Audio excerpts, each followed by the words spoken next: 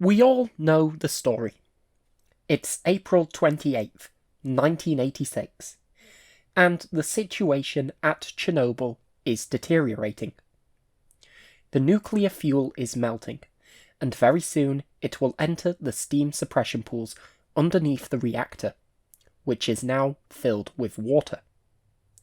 If the fuel comes into contact with the water, there will be a large explosion comparable to a hydrogen bomb, large enough to destroy not only the 3 remaining reactors at Chernobyl, but also obliterate the surrounding area, poisoning the Dneiper river, and rendering the Ukrainian and Belarussian republics uninhabitable.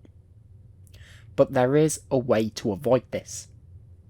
3 divers have to enter the radioactive water, wearing wetsuits, at great risk to their life, to open the valves. After they opened the valves, they made their way back, and were presumed dead by the public at large, until their survival was popularised by Andrew Leatherbarrow in his book in 2016. Now, would it surprise you to find out that almost all of this is completely fiction? This story is going to come down to an ideological battle between 2 individuals, with many more people caught up in the middle of it, meaning more than just 3 divers. Yes, you heard that right. In a very unusual story. But first, the Megaton Plus explosion. Is it true? Did the divers save Europe from an environmental catastrophe? No. Scientists at the time did not believe in a megaton explosion. Just ask the most well-known member of the commission, Valery Legasov. In his tapes, he says directly the following: "These problems were what we worried about. That's why with Ivan Stepanovich Silayev, who by this time had replaced Shabina, we decided to, first, get some information about the levels of water in the lower Barbata. This was a difficult task, which was fulfilled heroically by the station personnel, and it was found that the water was indeed there. So, the necessary measures were taken to remove that water from there. I want to stress that out once more. We removed the water just to avoid massive evaporation. It was absolutely clear to us that no explosion was possible, only evaporation that would carry out radioactive particles. That's all. Of course, this larger vaporization is a risk, but only for the local area. The site becomes unapproachable for a long time, but it dispersed at greater distances. But an explosion ejecting the contents of all 4 reactors is simply impossible. And in case you're thinking this is simply theoretical, I have a surprise for you. The nuclear fuel did actually reach the water. Quite a lot of it. When it did, it supercooled into a kind of pumice rock. We got floating corium. This then just bobbed on top of the water until it was drained, and the corium was found in places it would be impossible to find it unless the water was there to bob it along. And one more thing, you will hear people call the rooms drained either the steam suppression or bubbler pools. Both are acceptable, and I will inevitably use both in this video. So, with that cleared up, let's now begin to tell this story. A story that begins with the operation of the RBMK before the disaster.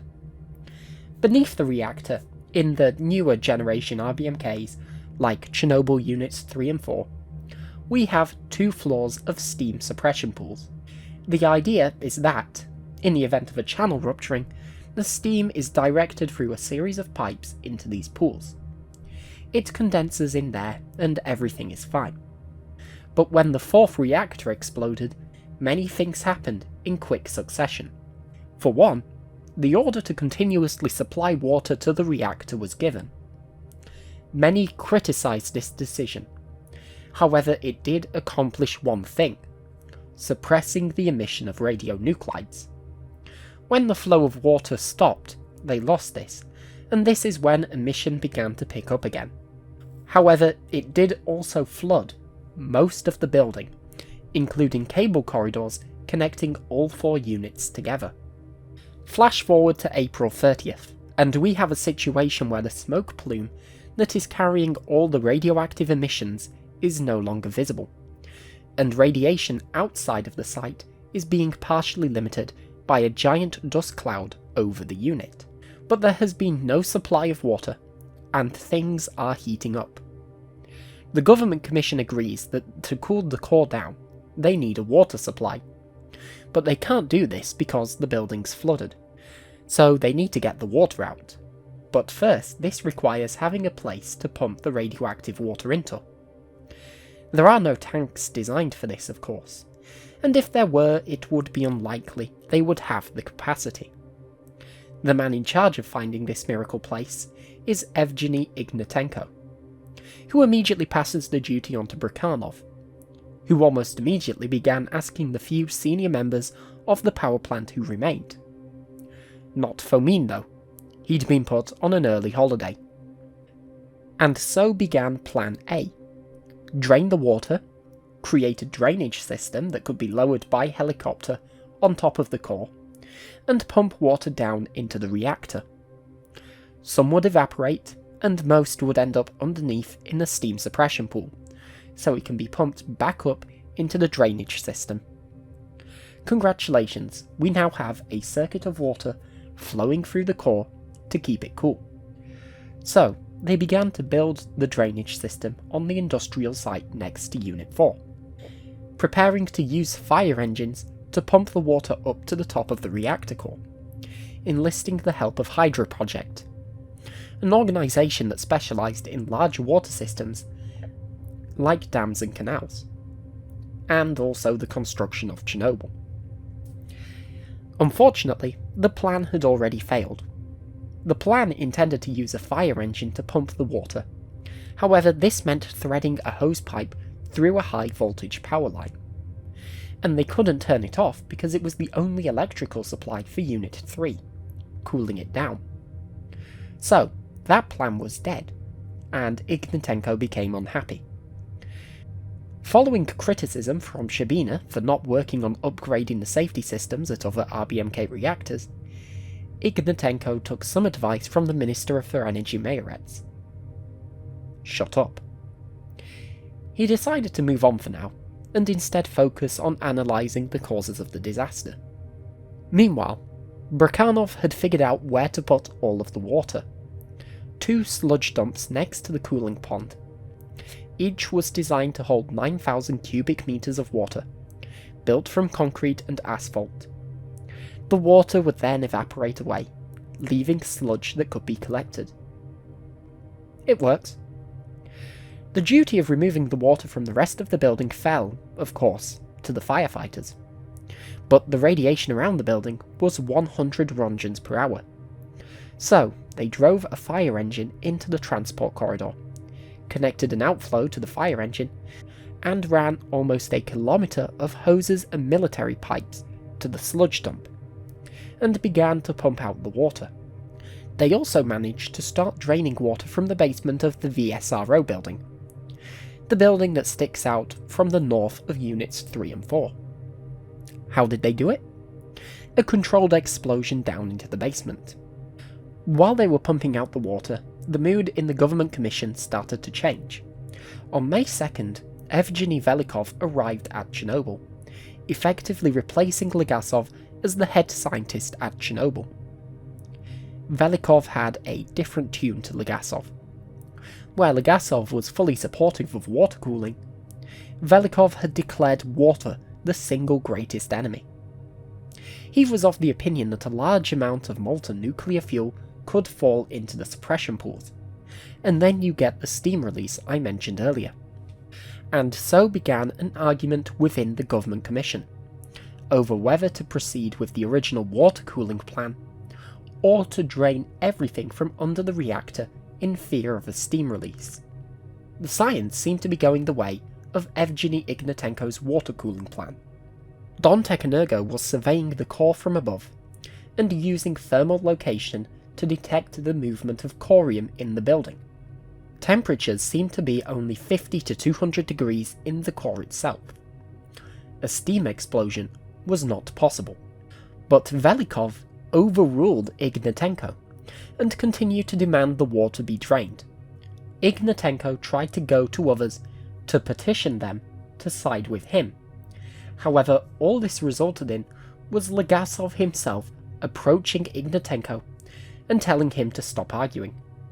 And then Shabina's replacement, Ivan Sileyev, invited Ignatenko to his place and then gave a direct order: do not criticize the decisions of the Academy of Sciences.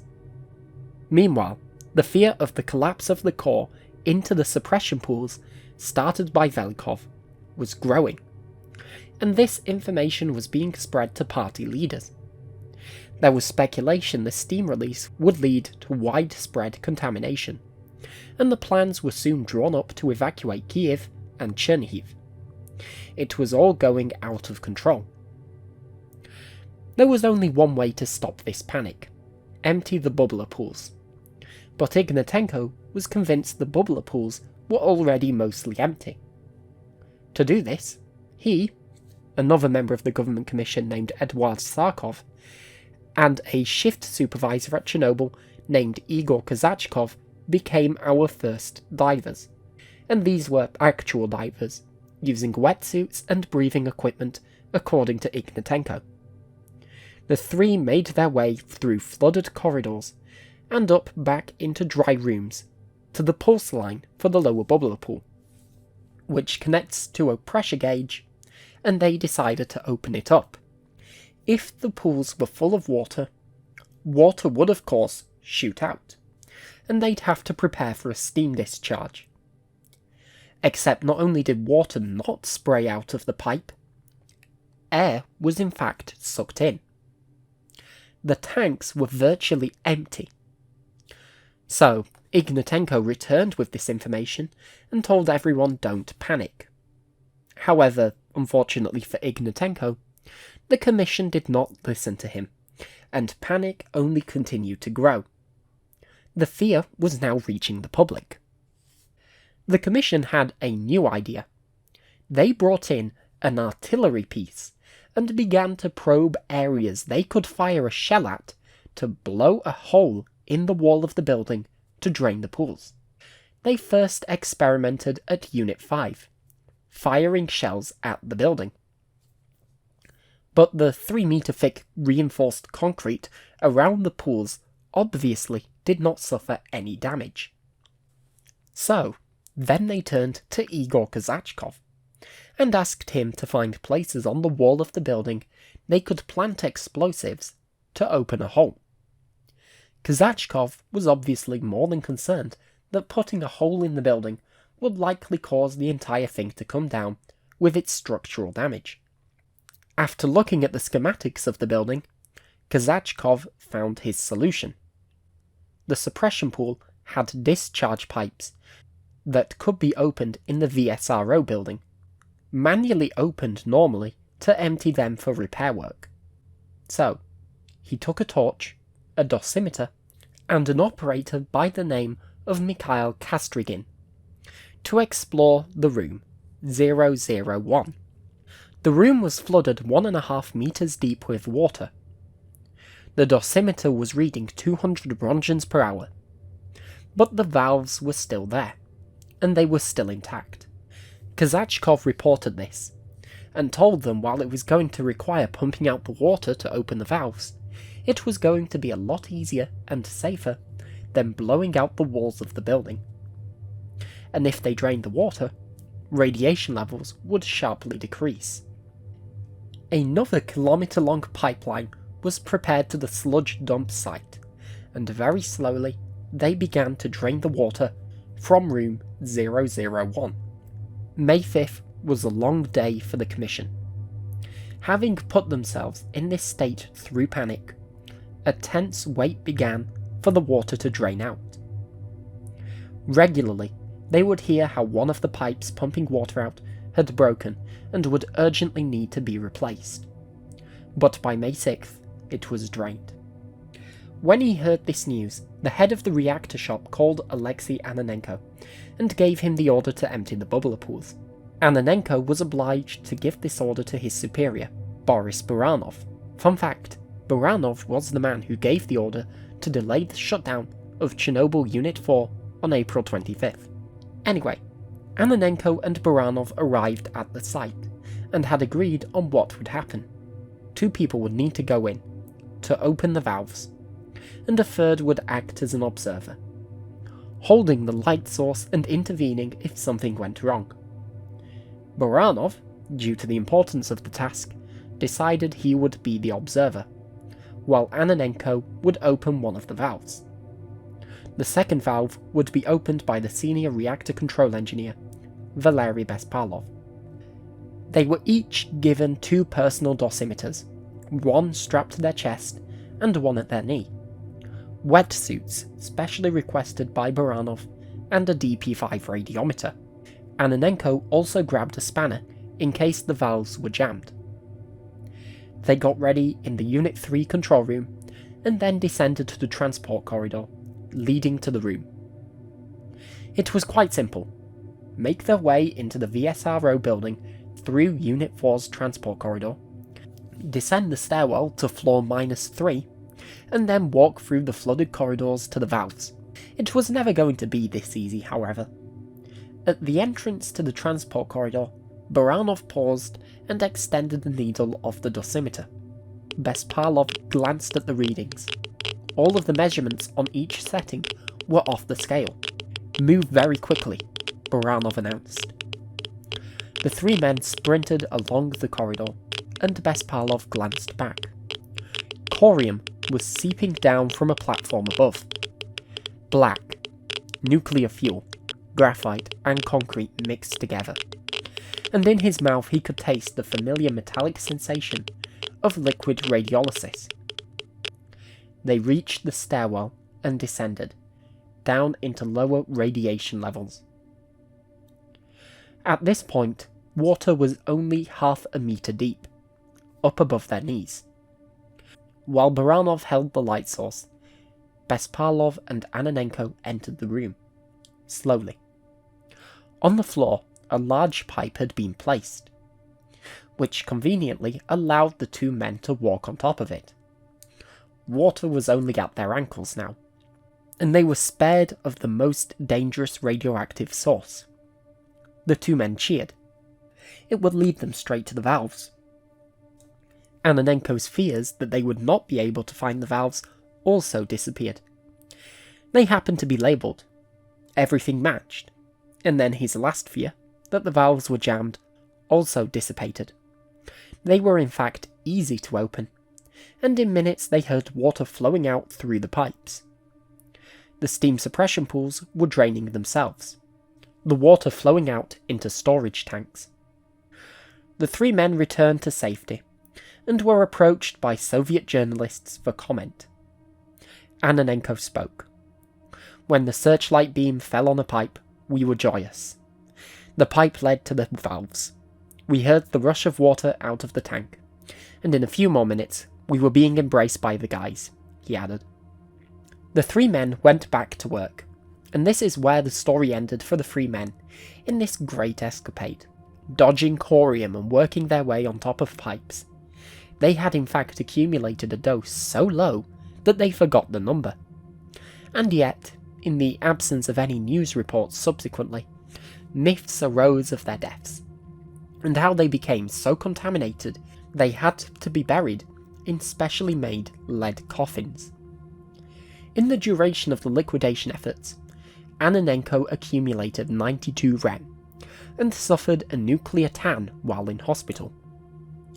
He was fit and healthy overall, and more or less still is today. While many English speakers remained confident of his death, the author of the book Chernobyl 12340, Andrew Leatherbarrow, was able to track down Ananenko and publish details in his 2016 book. Although he was initially hesitant, as he gathered the impression he would prefer to remain dead to the public. Since then, he has warmed up to interviews, especially after the 2019 HBO miniseries, and the wide positive public perception of the trio. Unfortunately, in 2005, Baranov died of a heart attack, and in 2017, Ananenko was hit by a car, leading to a long battle against ill health. In 2018, Bespalov and Ananenko were awarded the Order for Courage by the Ukrainian president at the time, Petro Poroshenko. Baranov was awarded it posthumously. In 2022, Ananenko's house was destroyed during the Russian invasion of Ukraine, and he evacuated to western Ukraine to avoid any further shelling. A few days later, Kazachkov returned to the room, and confirmed using a series of water depth indicators in the corridor that the steam suppression pools were fully drained.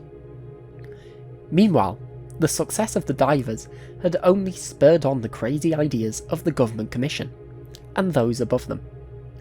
Anatoly Alexandrov, the head of the Kurchatov Institute and designer of the RBMK reactor, had now suggested filling the bubbler pools with concrete, but that meant employees of the nuclear power plant had to hunt for somewhere to drill a hole to place the pumps into. Around May 8th, Nikolai Steinberg and his colleague Reichman went on the first reconnaissance mission inside Unit 4 to observe the reactor remains, first through the cable corridors, safe radiation levels. As soon as they went upstairs into the bubbler pools, radiation levels were off the chart. Then into the heat exchanger of the control and protection system. It seemed safe here, so they marked where they needed to start burning through to reach where they suspected corium now was. Engineers burned a hole through here, and installed a simple monitoring device to measure radiation.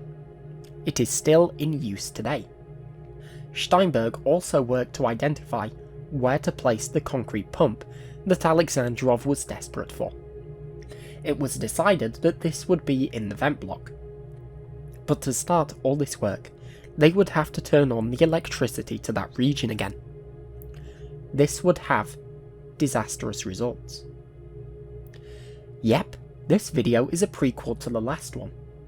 Why don't you check it out?